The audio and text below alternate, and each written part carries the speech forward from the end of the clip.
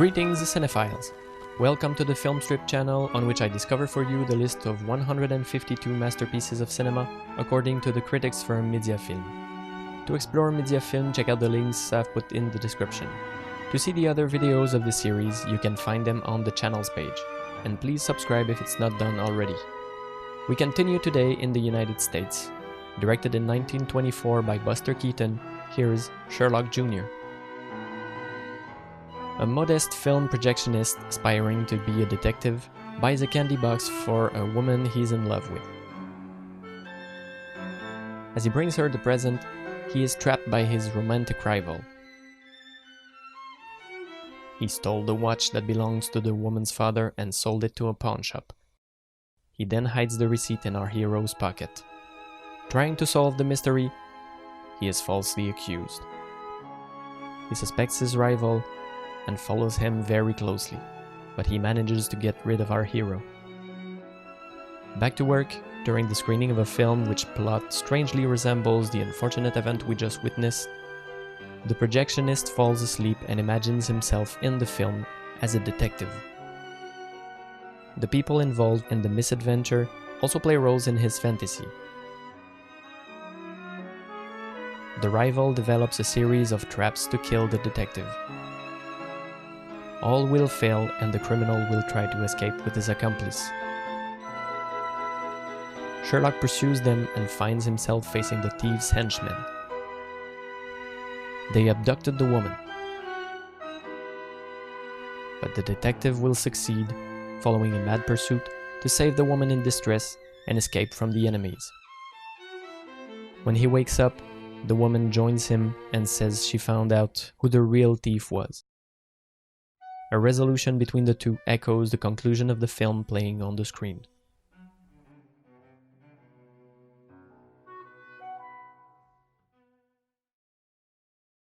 Raised in the entertainment industry, Joseph Frank Keaton was already a star of the stage at the age of 5, unsurprisingly performing as an acrobat.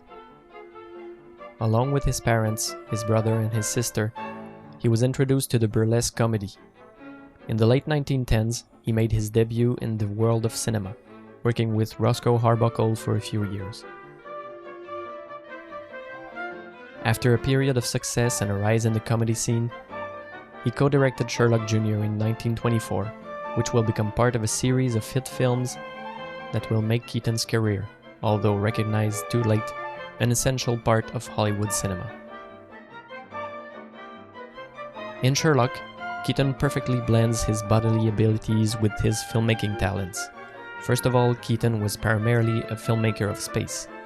His gags were based mainly on the use of this space and the movements inside it. But above all, his gags were personalized.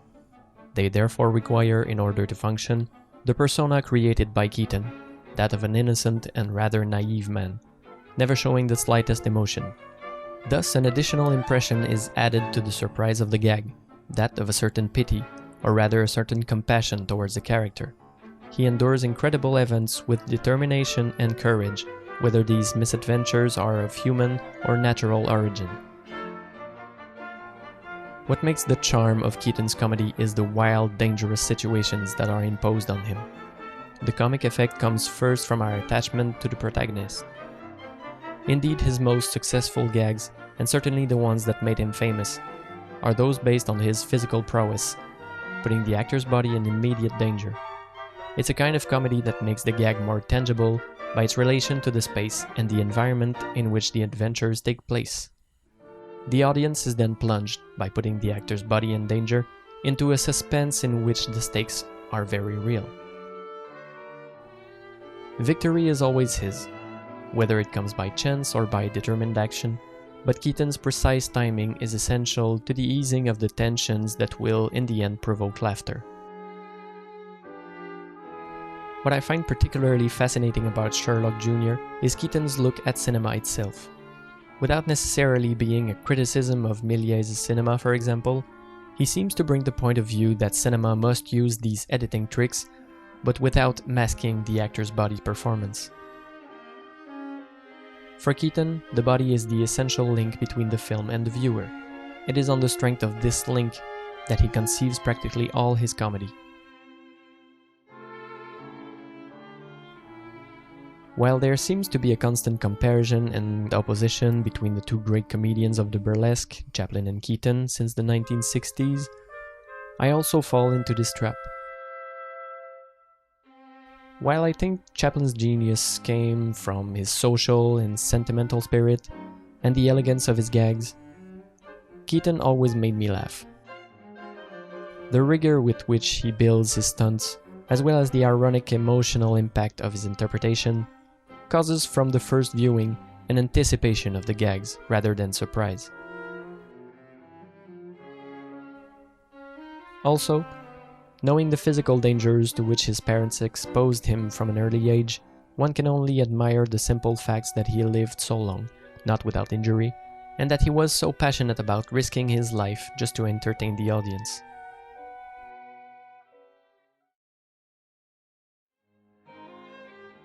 That's all for today, thank you very much, I hope you enjoyed it.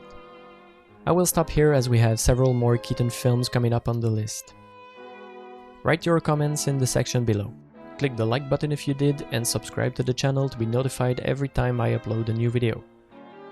Follow the Facebook page and you can also contribute on Patreon. I will be back for the 10th title on the list of masterpieces according to Mediafilm. Like, subscribe and share. I'm René for FILMSTRIP. For our next film, we stay in the company of Buster Keaton with The Navigator.